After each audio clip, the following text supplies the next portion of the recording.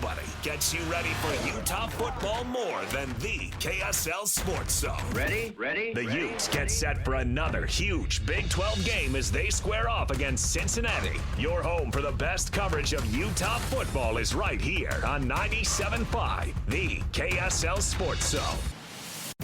This is Hans Olsen and Scotty G, presented by Mountain Land Supply on 97.5, the KSL Sports Zone. Hans and Scotty, 97.5, the KSL Sports Zone. Lazy McGlazerson over there. What in the world? Yeah. Who says being alone on Thanksgiving sounds kind of awesome? Who says that? Oh, I thought. Batman? Oh, that's not what I thought you said. I thought you said something else. Sorry. Never mind then. No, Lloyd's right, by the way. There's nothing wrong with that at all. Just sounds peaceful. I'm sorry. You want to be alone for Thanksgiving? Have you seen that Joe Flacco comment about being in a restaurant? And I think I sent it to you, Lloyd. But Joe Flacco, at 41, 42 years old, he's married. He's got like 4 kids. Mm-hmm. And was talking about what paradise is like for him. Mm-hmm. And it's eating at a restaurant by yourself. He's always been he's an odd dog. All right, here, listen to this. Go sit at a restaurant by myself and realize that, man, that's pretty enjoyable to do. After there's not too many situations.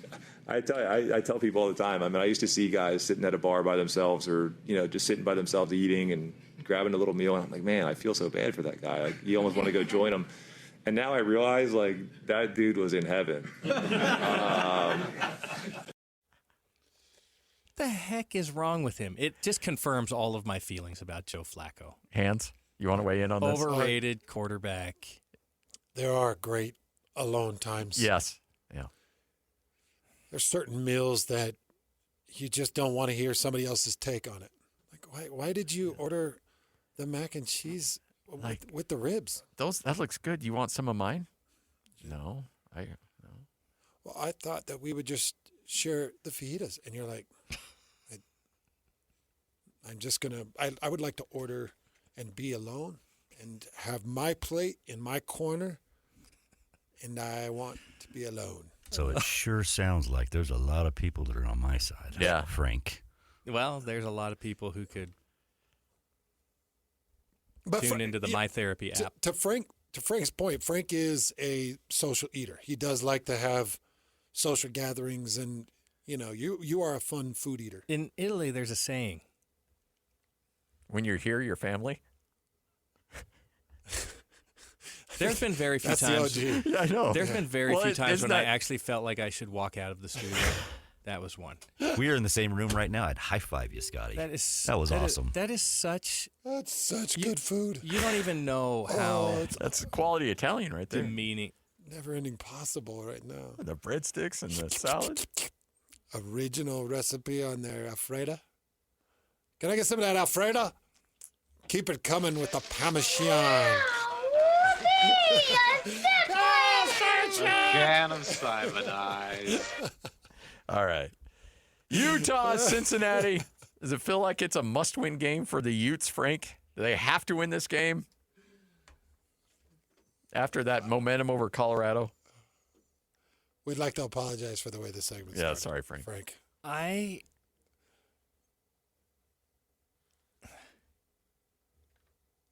Well, yeah, what does Utah want to accomplish? Right. If their goal is... They got to run the table. Yeah. Yeah.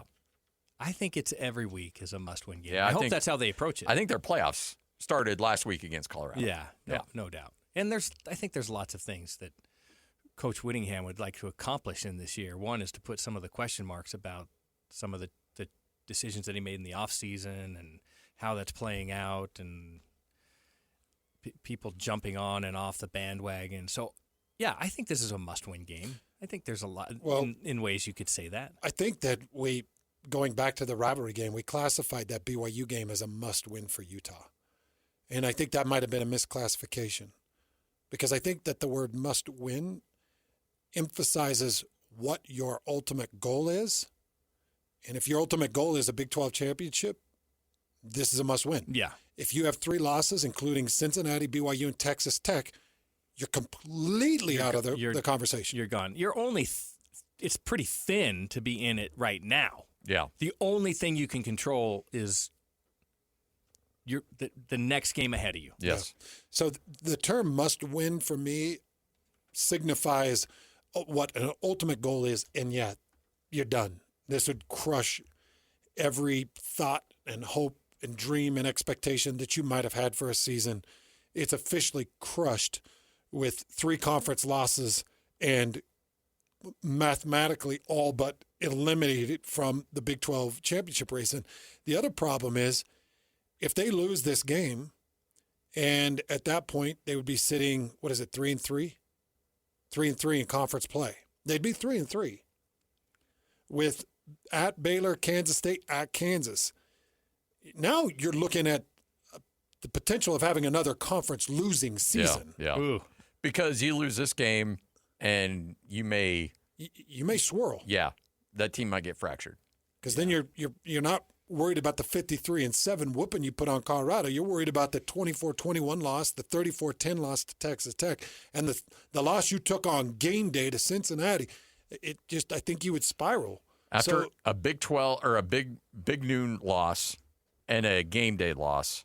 Right. Then you got your fans that are chomping at the bit too. That's another. Yeah. So if I'm Kyle Whittingham, I'm looking at first of all, I'm elated that game day is coming back because I've got an opportunity to put myself back on display and represent it better than I have. Yeah, I think that's a big part of it as well. If Utah goes with game day and plays like they did against Arizona State, if they play like they did against Colorado, that gives a completely different perspective on this particular football team. If they can have the same everything offensive changes. The conversation line changes. play, domination at the line of scrimmage, the same violent attacking mentality on the defensive side. I think those are the 2 games where you had the kind of a combination of those 2 things, better than any of the other games. And I also feel like that Utah plays that way in all of the games leading up to this. They may have one loss. They may be undefeated. Regardless, I think the blueprint is clear for Utah how to win football games. What's crazy is when you look at the last 4 games, you've got 3 slobber-knocking wins, beating the trash out of West Virginia, beating the crap out of Arizona State, beating the crap out of Colorado. If you had a restaurant, I'd imagine that's what you would name it. Slobber knocker? Maybe. Slobber knockers.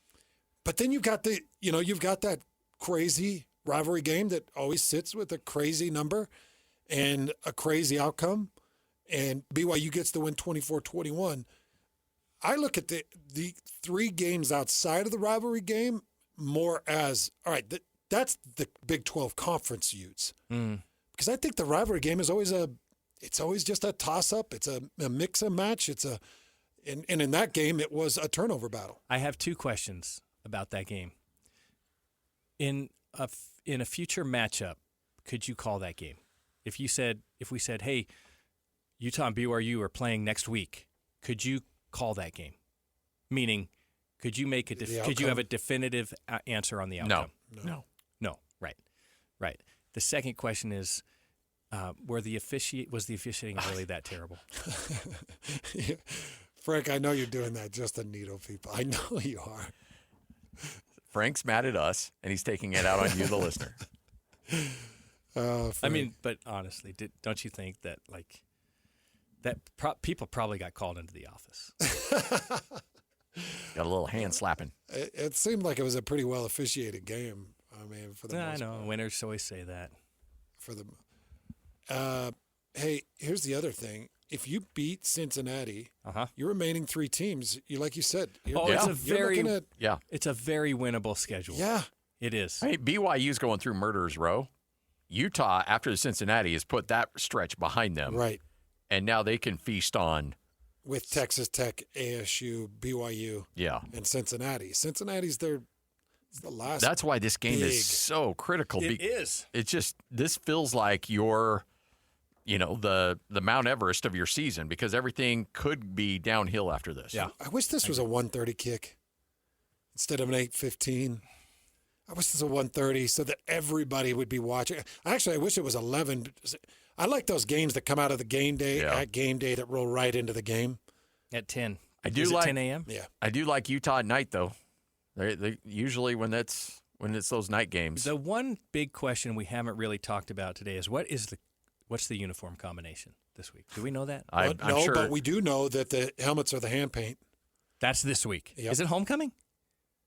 I have no idea. Is this homecoming? Do they do homecoming anymore? They do. Is that a thing? We do? I think Colorado was homecoming. But Yeah. no, they are doing the hand painted. The helmets. hand painted. Yeah. Okay. What is Utah's record with a hand painted helmet? That's what we There's should. some nerd out there that knows that. Lloyd.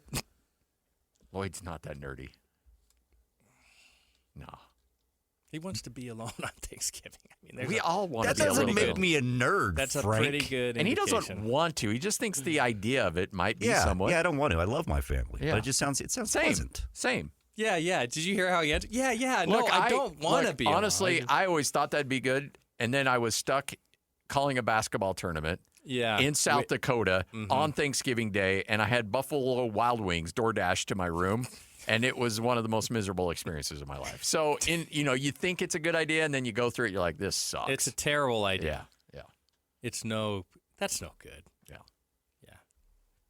You have to have people around on Thanksgiving. Exactly. It's All right. a great blessing.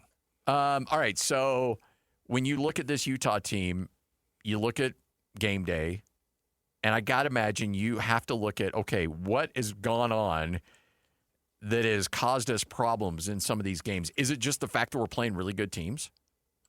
Is that why we've stumbled in some of these games that are higher profiled and national attention is on us? Or is there something in our preparation? What's going on? Because you mentioned there's a little bit of a trend here when the focus is on that it hasn't gone particularly well. It feels to me like it's an execution issue. That may be too simple, but it does feel like that. Like one of Coach Whittingham's great assets is his preparation never changes. It doesn't change with a win or a loss, or maybe the intensity ratchets a little differently, but the preparation is the same. Monday is Monday, Tuesday is Tuesday, Wednesday is Wednesday. All the periods are the same in practice. The preparation is the same. And so to say that something happened funny in practice to getting ready for a game, I don't think that's the case. I would say that execution, two things. Execution maybe felt different in 2 of those 4 games. There was 2 games where I thought execution was really good, 2 games when I felt like execution was not as good. I'm not taking anything away from the competition. That certainly plays a role in that. But as I've watched this team, I've also thought, well, if this team is playing at its highest level in every game, they should be knocking on the door of being undefeated this year. And for some reason, I don't know that they've reached that level. I will say that Utah has faced on the other side of the ball, has faced really good coaching and schemes. And that can be difficult to overcome. I don't want to take anything away from what the opponent is doing in terms of preparation and execution. Big 12's got some good coaching. Yeah. Right now, Utah is the number 1 rushing team in the Big 12, and they're doing it with the 12th and 13th rushers in the Big 12 in terms of yards per game. Mm-hmm. So L.J. Martin leads the Big 12 at 98.6 yards per game. You got to go down to number 12 in yards per game. Dampier is 63.1, and at number 13, Wayshawn Parker is at 62.9. Those combine to be the number 1 rushing offense in the conference. And you're going against a Cincinnati defense that I think you can do work against. Cincinnati's rushing defense shows up at number 67, giving up 141 yards a game. Colorado's defense was miserable, and their rushing defense is one of the bottom in the country. But I feel like you can do some of the things that you did against Colorado. You can do those things to Cincinnati. I think. we just had the voice of the Bearcat on, and he mentioned that Dante Corleone, who is their leading front man. By the way, that name's got to resonate with you. Yes, it does. Thank you, Scotty. Yeah. To the dome. But he said he's injured. Corleone. And he says he's just not playing. He's not playing well.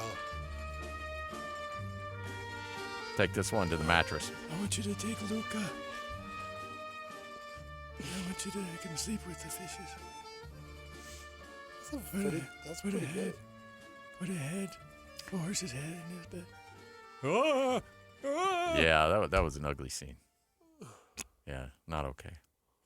One of the great movies of all time. Number 2 as good as number 1?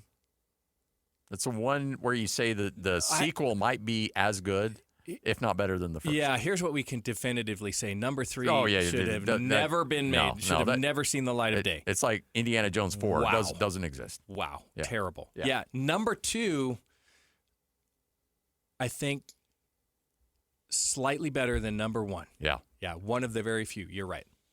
All right, Hans and Scotty, coming up next. Again, we get you ready for Utah-Cincinnati. Keys to this game. What do you need to see for a Ute victory against the Bearcats right here on 97.5, the KSL Sports Zone? Let's go! Complete game coverage of the Cougars is right here on the KSL Sports Zone. It's a much-needed off week for the Cougars as they rest up for the final stretch of the 25 season. Your home for the best coverage of Cougar football is right here on 97.5, the KSL Sports Zone. This is Hans Olsen and Scotty G, presented by Mountain Land Supply on 97.5, the KSL Sports Zone. Woo! Hans and Scotty, 97.5, the KSL Sports Zone. He comes in, he drops hot sports takes, and then he leaves. But he also dropped his prediction. He's got Utah winning this one 31-24. Yeah. Over Cincinnati. Pretty decent prediction. I personally have it just a little bit more. I don't think it quite covers the spread. Was it 9.5? I think it'd be more like a 34-24. It's 10.5. Oh, it's 10.5. Yeah. Okay. So it's beyond a touchdown and a field goal. I got it somewhere in a 10-point win. I think that the line is really close. Yeah. I'm going to go a little lower scoring. I'm thinking like 28-14. I think Utah's defense does some damage. And that offense. Okay, so how much are you making that prediction based on your thoughts of Devin Dampier playing or Bird Ficklin, or does it not matter? Bird. So you think it'll be Bird? I'm making the prediction off of it being Bird. Yeah. If it's going to be 38 points, it's going to need to be your most healthy, most active quarterback. Because I think Devin's going to play. I do too. Okay, That's why I put it lower scoring. That's why I think it's 24-14. Here's the other thing. If Devin does play, I go to Devin and I say, Devin, there's no margin for turnovers. None. You've thrown 4 picks this season. Does he have a fumble? Bird? Devin. Oh, I'm not sure. Did you say, does he have a fumble? I think he does, yeah. I don't know if he lost it, because I think he had one against BYU. I think he did. But I think he got it back. By the way, I wanted a 1-to-3 ratio, touchdown, interception. He's at 1-to-3 right now. Really? Wow, he's 13 touchdowns, 4 interceptions. So close. All right, Hans and Scotty, 97.5, the KSL Sports Zone. Yesterday, Hans, we had a chance to catch up with the head coach of the University of Utah, Kyle Whittingham. Doing good, guys. How are you guys doing? We're doing great. How much of I don't want to say an inconvenience, because obviously the publicity is great, but how much does the whole game day kind of throw off all the, with all the commitments and things like that, how much of a distraction can that be if you allow it to be? Well, not much, because those guys, I mean, they get it. They understand the drill, and they are as non-invasive as possible, particularly with the players. It's a little bit more on my plate, but well worth it. I mean, the exposure and the opportunity for the the university to get the game day on campus and all that is definitely worth the trade-off. I'm not going to lie. It was pretty cool when you came in on a Harley with a sleeveless on. Yeah. It was a pretty sweet Yeah, day. I can't repeat that. That's a one-off right there. So. Come in on a golf cart, get good Golf old-fashioned cart. There you Lavelle, go. like just Okay. in a nice pimped-out golf cart. If we had one, I would. Yeah. Coach, so much is made for your team and or made about your team this year, and you come off that disappointing loss to BYU. Were you concerned about an emotional hangover, or did you feel that week going into Colorado that your team was incredibly motivated because you left no element of doubt in that Colorado game? Yeah, you're always concerned about hangovers after a disappointing loss, and when it's a rivalry game, it's only even it's intensified. And so, I thought our guys did a great job of putting it behind us, and that's part of being able to go through a season and navigate. The season itself is being able to put wins and losses behind you as quickly as possible and move on to the next opponent. And that's just part of the equation. I think our team has done a really good job of doing exactly that, and very proud of them from the way they responded this past week. Yeah, I think it's a sign of leadership. Doesn't that kind of go down to leadership? Absolutely. Yeah. It does, 100%. 100%. So is that coming from the offensive line? Who's the guy standing up in the locker room, coach, saying, hey, this isn't how it's going to go down. Not my senior year, not my final year. Who are some of the guys that are standing up and saying it? Well, it starts with our captains. We have outstanding captains this year, and they've done a phenomenal job. And a big positive is that they've all been available, every week. And so, in the years past, we've had captains by the end of the season. We had none left because they were on the injury shelf. But with Spencer Fano and Jared Kump, that's where it starts on offense. And Logan Fano and Lander Barton are the ones that really lead the defense. And then we've got several others on both sides of the ball, upperclassmen that assist as well. Kyle Whittingham joining us, getting ready for Cincinnati. Was this a team that on your radar going into the season that you anticipated would be this good, or have they kind of caught you by surprise? I think they've caught everybody by surprise. And what you got a 16-team league, and you've got the transfer portal, which means teams are going to flip their rosters, some 70-80% every year. I think it's becoming almost impossible for the preseason predictions with dealing with that many teams and that much roster turnover. I'm telling you, every year there's going to be 3 or 4 teams that surprise in both directions, both better than everyone thought they were going to be and not as good as everyone thought they were going to be. So I'm not sure anybody saw, what Cincinnati's been able to do so far. I don't think anybody saw that coming, but they're playing well. They've got a terrific quarterback and doing a lot of good things on both sides of the ball, and they play hard. They play exceptionally hard. It's a team that's very well coached. Speaking of surprises, Coach, I don't think I've been as surprised by anything more in this entire football season than John Henry Daly.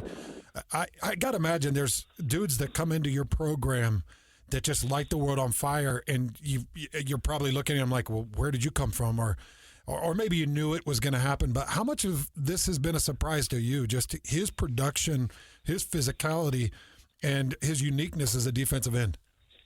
Well, the way he worked in the off season, it was no surprise at all. I mean, first of all, he's got excellent size. He's 6'4", 250 plus. He's physical. He's quick. He's got a great motor. Just so many things are working in his favor. And this season, it just seemed to all come together. And he's one of the most determined guys I've ever been around. And going back to that leadership, he's one of those guys that has been a great leader for us this year. Even though he's not a captain, he's a guy that everybody looks to, and he really leads by example. He's one of the hardest workers out there on the field. You mentioned earlier in the week there's no quarterback controversy, that Devin Dampier, if he's healthy, is your guy. At what point in the week, and I'm not asking you to tip your hand right now as to what the decision will be, but at what point in the week do you want to have that decision made as to whether or not he'll go or not?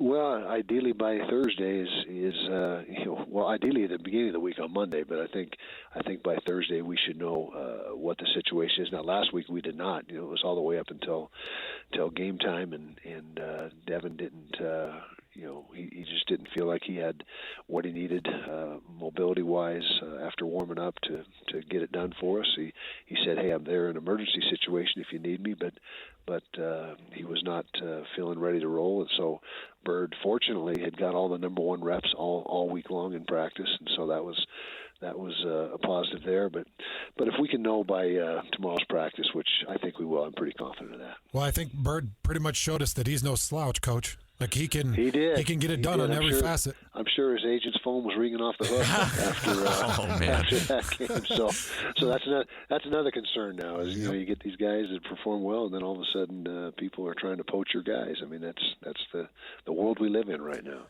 I go back to just different offensive coordinators, different teams in years past, and Coach, I always talk about the importance of an offensive coordinator having a backup quarterback ready to go. I talked about it leading up into that week of the Colorado game, how important it was to have the backup quarterback ready to go. And it felt like Jason Beck had him ready. How much confidence does that give you to know that your offensive coordinator had the man ready? Oh, a ton of confidence. And Jason's done an outstanding job for us this year. Our numbers are excellent. And yeah, everyone wants a good backup quarterback, but again, in this day and age, it's not always going to happen because core guys aren't willing to hang around and be a backup a lot of the time. I mean, they jump in the portal and try to get somewhere where they can play quicker. And but Bird, being a true freshman, we saw way back in spring ball what his upside looked like and what kind of how he handled himself and what kind of skill set he had, and we were really impressed just from day one. And Jason's done a great job of bringing him along, and we got a good idea of what his capabilities are. Obviously on Saturday. Now, one thing he does do much better than what you saw Saturday is throw the ball. He was impressing a little bit in the throw game on Saturday night, but he's extremely accurate and has a really strong arm in practice, and he did make a few throws that give you an idea what he's capable of, but in practice he can just really light it up, and I think the more comfortable he gets on game day, then the more that'll manifest. There's the fun part about a college football season is in the media and as watching games is seeing people that weren't necessarily on your radar, and then all of a sudden they pop on the scene. You're like, okay, I see what he's capable of. Daniel Bray, especially in that BYU game, has certainly jumped on the scene. What was it about him that led you to believe, like, okay, this guy can play and play at a high level? Yeah, well, same thing. I mean, ever since he set foot on campus, we identified him as a guy that we thought had a big upside, and Daniel just wasn't quite ready, early in the season to do what we needed him to do. Sometimes, he's a true freshman, just like Bird, and right out of high school, and so sometimes it takes a little bit of time for them to acclimate. And he's a guy right now that is a big part of our plans, and he has really contributed the last several weeks and should continue that contribution, the rest of the way. Coach, in terms of health, just in years past, it's been tough to watch just the health of this team. But in comparison, how do you feel like this team is right now as maybe compared to the last couple of years at this point? I think we're in a good place compared to that. I mean, that was a nightmare, and so I don't think we're even anywhere near that level. We have lost 4 or 5 starters and or guys that play a lot. One or the other. We lost both safeties, Nate Ritchie and Rabbit Evans, and Paul Fitzgerald, the defensive end. And so we've had some guys along the way that were major contributors that we lost. But I think every team in America is in that situation. So nobody's got every single guy available to them. But we can't complain right now. I mean, we think we're in a pretty good spot. And knock on wood, hopefully we got 4 games left. We can continue that. There you go, Kyle Whittingham, our conversation we had with him yesterday. And, boy, I tell you what, when you look at what's available for Utah in this game against Cincinnati, I think they understand the magnitude of it and how important it really is. By the way, if you want to hear that entire conversation, go to our podcasting page at kslsports.com. But better yet, just make it really easy on yourself. Whether you use Spotify, Apple's, iTunes, whatever the case might be, just search Hans and Scotty in your podcasting platform of choice, and then subscribe, leave a rating, and you can have all portions of the show sent right to you. Whether you want individual interviews, whole shows, whatever the case is, we would appreciate as many downloads as possible because it pretty much keeps us employed. So thank you. Appreciate it. Yeah. And you get your Sunday morning podcast, too. That's where that's at. All right, Hans and Scotty, we'll wrap up this bad boy next right here on 97.5, the KSL Sports Zone. Nobody gets you ready for Utah football more than the KSL Sports Zone. Ready? The Utes get set for another huge Big 12 game as they square off against Cincinnati. Your home for the best coverage of Utah football is right here on 97.5, the KSL Sports Zone.